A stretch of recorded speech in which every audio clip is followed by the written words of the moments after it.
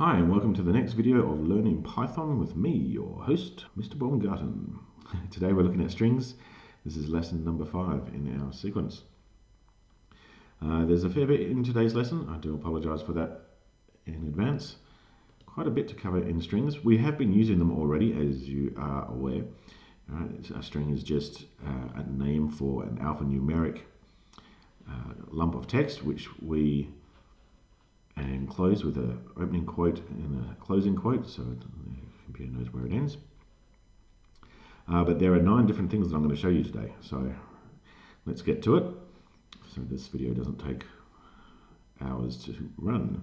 So first thing, finding the length of a string.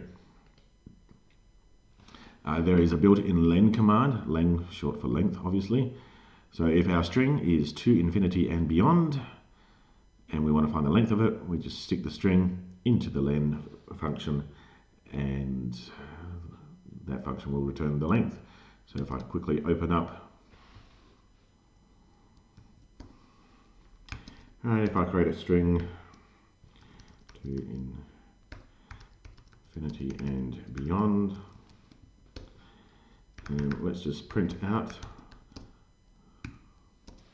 the len command. Alright, 23 characters in this string. So if I shorten it,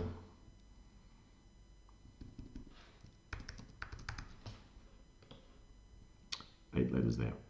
Alright, so there's our len command, and yes, we like the slide showed, we can just store that into a number if we want, of some kind, that we can then do whatever kind of number stuff we want to do with, and it still behaves exactly the same. Right. Let's move on to the next one. Joining 2 strings together. We may have already done this implicitly in a couple of videos, but just using the plus sign. With maths, the plus will obviously add your 2 numbers together, but with strings, this is string 1, this is string 2, string 3, let's be string 1, add string 2 and print it out. There you go, there's our output. We have joined the 2 strings together and made one new string, which we could, if we wanted to, let's find out how long it is. Woohoo! Tick! Done. 2 tasks done. The next one's a little trickier. Getting part of a string. So this is if you want just an individual letter, or if you want to grab a word or part of a string. Now here's the trick to learning how this works. The trick is up here in the top corner.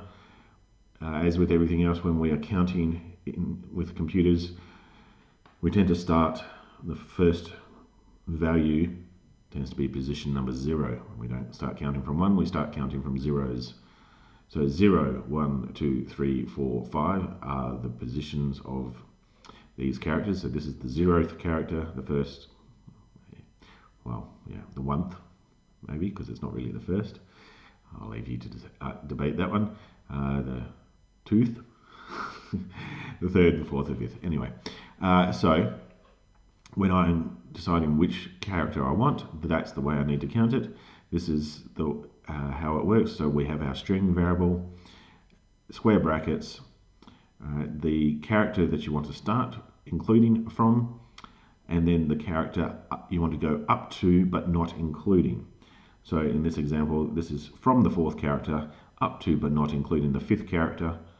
So that will give us the letter N, okay, because 0, 1, 2, 3, 4. So we start from 4 and we go up to but not including 5, which is the F of infinity, so we only get the letter N. Let's see that in action over here.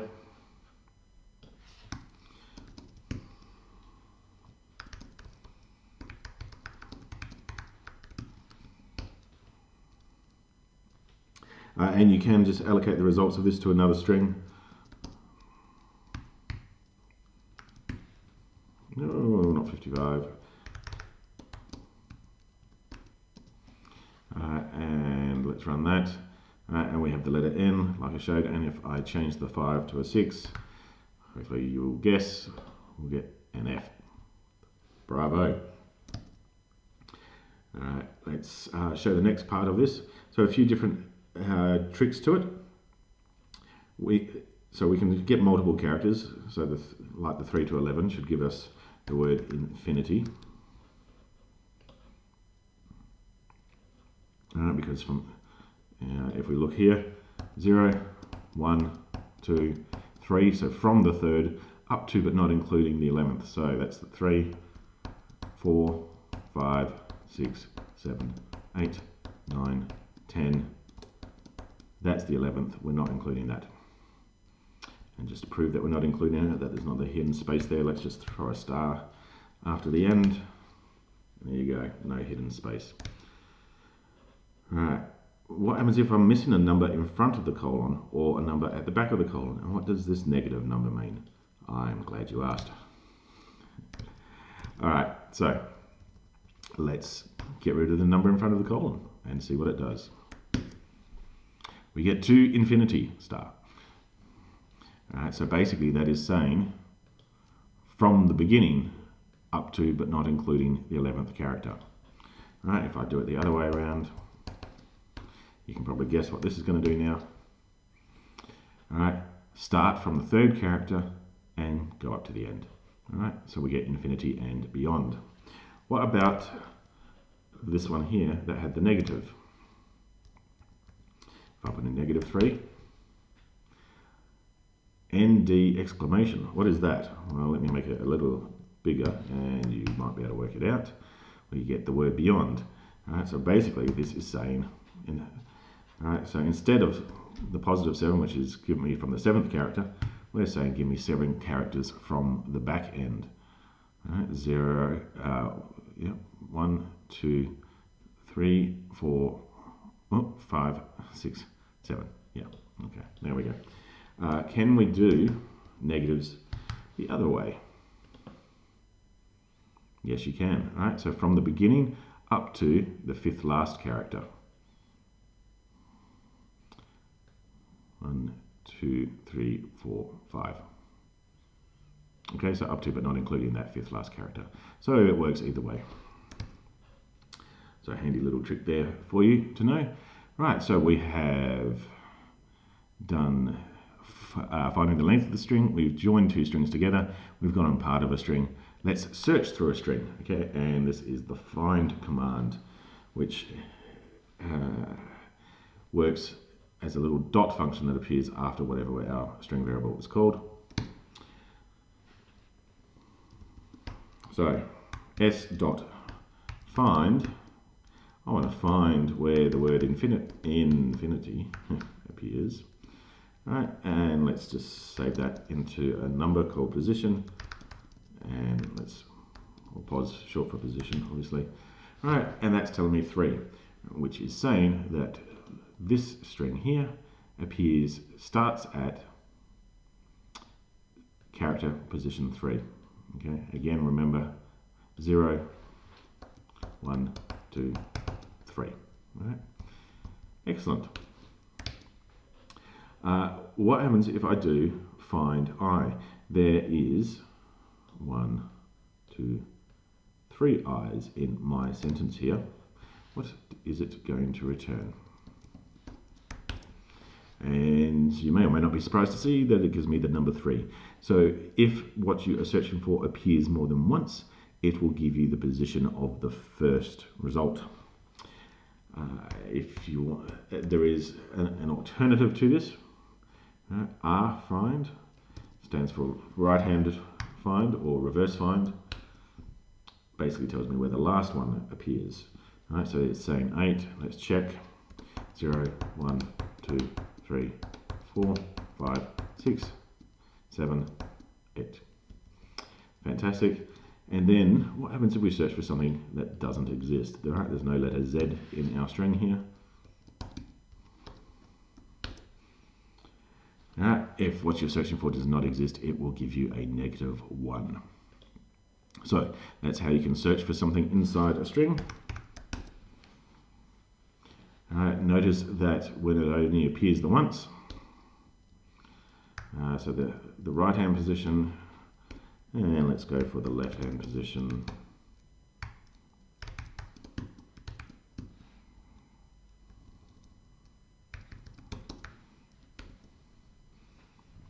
then the results are the same, because coming in from the left side and coming in from the right side, we both find the same and excellent. So that is how you can search a string. Replacing parts of a string. I am going very fast in this, but it is a video, so you can pause and rewind as you need. So, s dot replace. Let's see if you can guess what this is going to do. Let's do it. S dot replace. Let's replace infinity with 100. And let's print out string 2. To 100 and beyond. Yeah, okay. Just out of curiosity, what's happened to our S string? If I want to print that out, what's that showing? It's still infinity and beyond. Okay, so the original has not changed. It is, we're running a function replace, and that is returning a result which is getting saved into S2. Okay, and it's the same if I just do s dot replace inside my print command.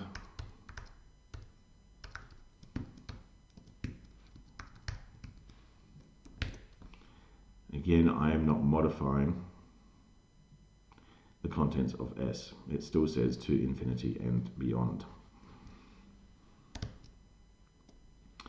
Oh, right, yes.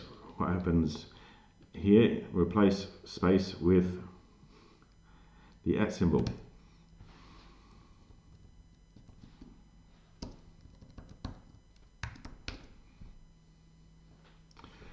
And it has replaced every occurrence of space with an @ symbol.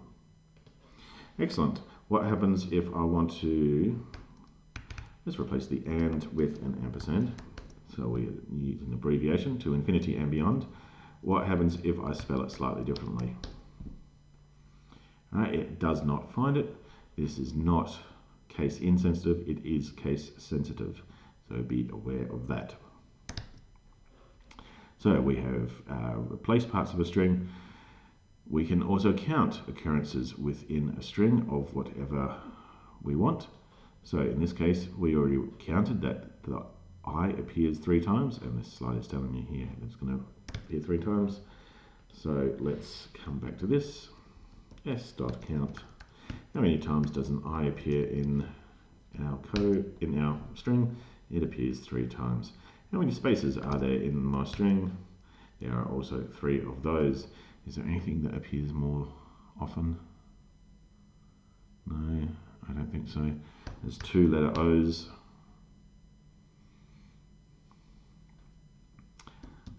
There's no full stops, so there's 0 of those.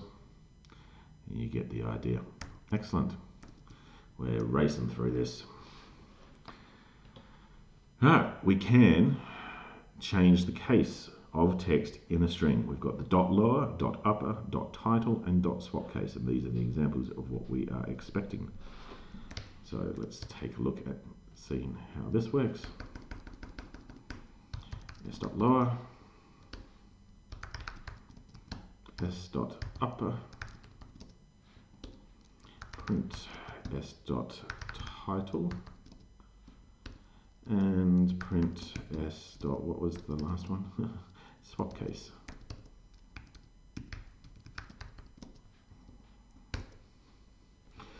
To infinity and beyond, everything's gone lowercase, everything's gone uppercase. Title case will make the first letter of every word uppercase. Alright, so capital T, capital I, capital A, capital B. And swap case will, obviously here, it'll swap everything. So whatever was lower becomes upper, whatever's upper becomes lower. And that's what we have here. So that could also be useful then when you are doing things like your find. Alright. Where are we? Alright, if I wanted to do a case insensitive find. Alright, so for example, let's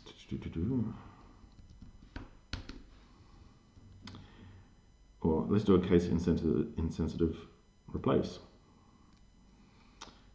so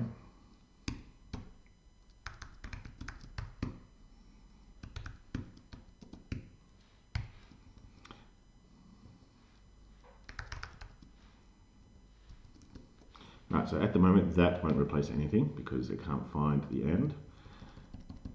But I could always go s dot upper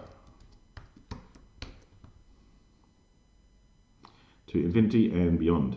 And now it's converted obviously everything's to upper. So maybe I want to go back to title when I'm done. Right, so you can cascade these dot functions to infinity and beyond.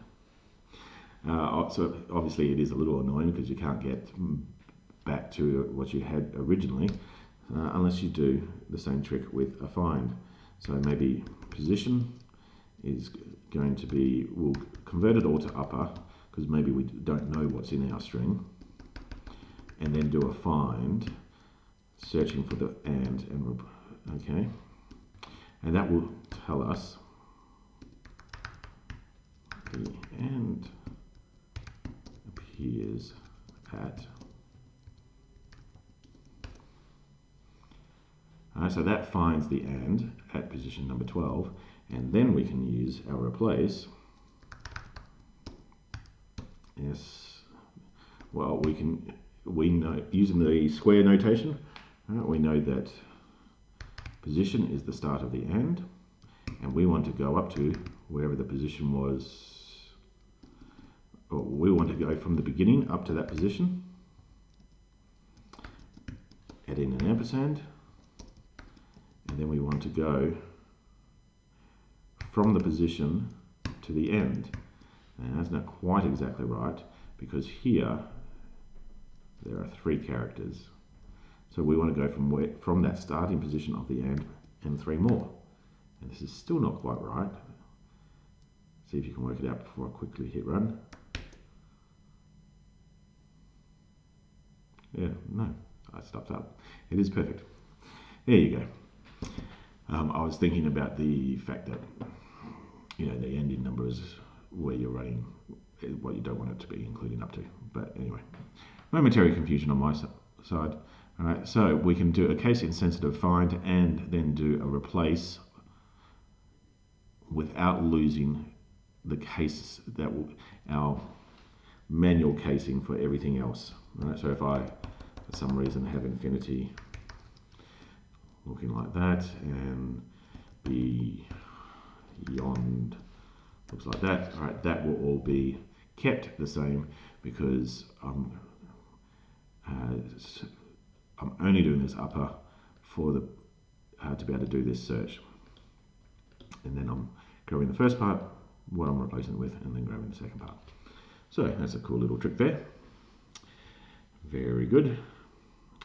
Last thing, we can quickly query the content of our string. So is it numeric, is it alpha, is it lowercase, is it uppercase, is it title, or is it spaces? Let's just quickly print out all of those. S dot, what have we got, is numeric. So is it numeric? No, it's not. So that returns a false. All right, is alpha. It's a false because it's got the punctuation in it. And my ampersand as well.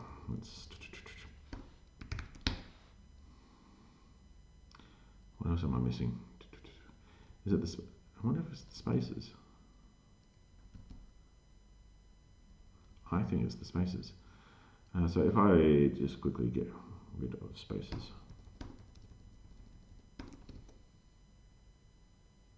Yes. All right, so if it's only alphabet letters, what about numbers? Is it alphanumeric?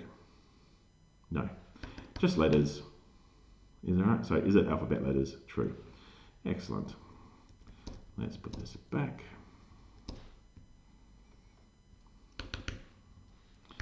All right, and then the next one is numeric. Well, obviously that one's going to be false. It's not numbers. Oh no, that's what I already had. Is lower. And then we've got print.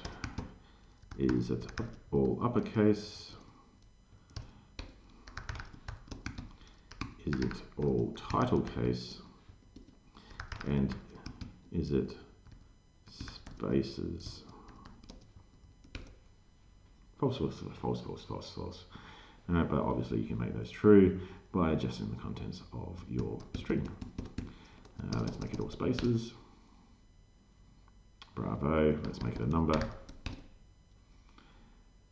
Bravo, including decimals. No. Okay, so it's only looking for 0, 1, 2, 3, 4, 5, 6, 7, 8, 9 for is numeric to be returned as true. Uppercase. Alright. And it's alpha, yes. Title case. Yes. Including spaces. Yes. Excellent. There you go. That all works a treat. And on to our last one.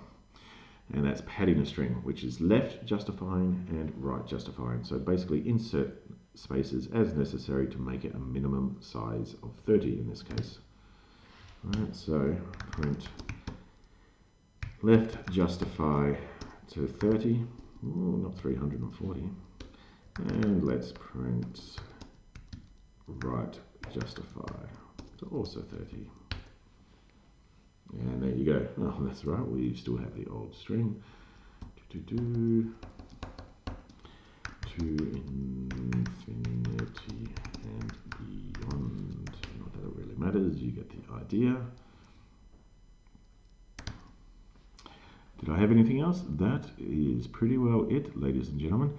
I did have an example I was going to quickly show with an address. What's my recording time sitting at? That's a good question. I don't know. Anyway. Alright, this works. How about I copy and paste it in?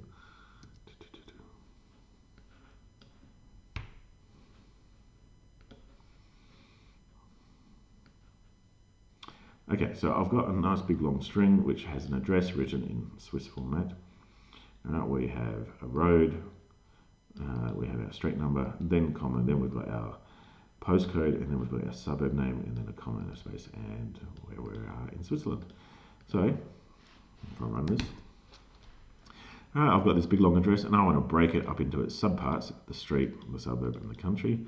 So basically all I've done is I've done a normal find, so come in from the left to find where there's a comma and a space, right, which is that. And then I've done it from a right-hand end or a reverse find. Look for the comma and the space, which is finding the position of that. With those two positions, I'm then grabbing subparts. All right, so the street is up to where we found the first comma space.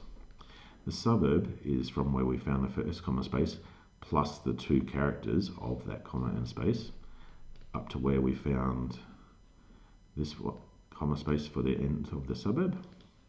And then the country is running from that same location plus the two positions for the comma space up to the end. Save them into street, suburb, country, print street, suburb, country, and there you have it. So if you know your data is in a certain format, you can use all these string functions to extract all the different parts you want. And that, ladies and gentlemen, is a very rushed look at strings and some of the different ways that you can manipulate them. I hope that has made sense. If you're one of my students that I'm teaching at school, do come and see me if you have questions and queries, because yes, a very rushed video. But from now, hopefully, you should be able to complete some of the exercises for the string tasks. That's it from me. Thank you and have a good day.